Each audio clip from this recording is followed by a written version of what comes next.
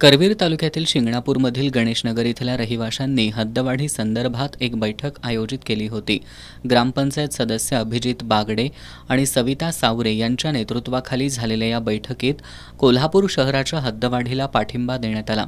या बैठकीत बोलताना ग्रामपंचायत सदस्य अभिजित बागडे यांनी गणेशनगरमधील ग्रामस्थांशी शिंगणापूर ग्रामपंचायतीकडून दुजाभाव केला जात असून कोणत्याही सुविधा दिल्या जात नाहीत असा आरोप केला.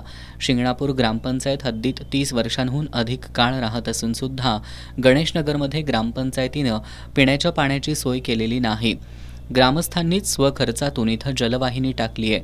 तसंच इथं गटर, रस्ते, पथदिवे या सुविधासुद्धा स्वखर्चातून उपलब्ध केल्याचं ग्रामपंचायत सदस्य अभिजित बागडे यांनी सांगितलं. आम्ही हद्दवाढीत जाण्यासाठी कशासाठी उत्सुक आहे ते गेल्या 2.5 वर्षापासून आम्ही निवडून आलो. आम्हाला ग्रामपंचायतीने कुठलीही सुविधा दिलेली नाही. A1 HDP पाईप पण सुद्धा जिथे टाकले आम्ही गणेशनगरमध्ये आपल्या ज्या 1 नंबर वार्डात ती पण आम्ही स्वखर्चानंच टाकलेली आहे. आणि जे आपल्या इथे कुठलीही माहीत वगैरे होत्या ती ग्रामपंचायतच्या ह्याच्यामध्ये आपण जात नाही. ते सगळं पंचगंगेच्या घाटावर जातं.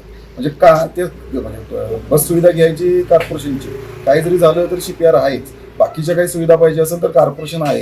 मग आम्ही ग्रामपंचायतीमध्ये का राहू? ग्रामपंचायत जर आम्हाला काही देतच नसेल तर त्यात आम्ही म्हणजे राहू शकत नाही. हे असं आमच्या तमाम सगळ्या लोकांचं म्हणणं आहे.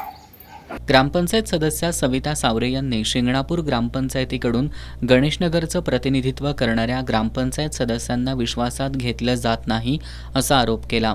त्यांनी ग्रामपंचायतीपेक्षा महापालिकेकडूनच आपल्याला अधिक सुविधा मिळत असल्याचं सांगत शिंगणापूर ग्रामपंचायतीकडून कोणत्याही नागरी सुविधा मिळत नसल्यानं गणेशनगरमधील ग्रामस्थांनी हद्दवाढीला पाठिंबा दिला असल्याचं स्पष्ट केलं.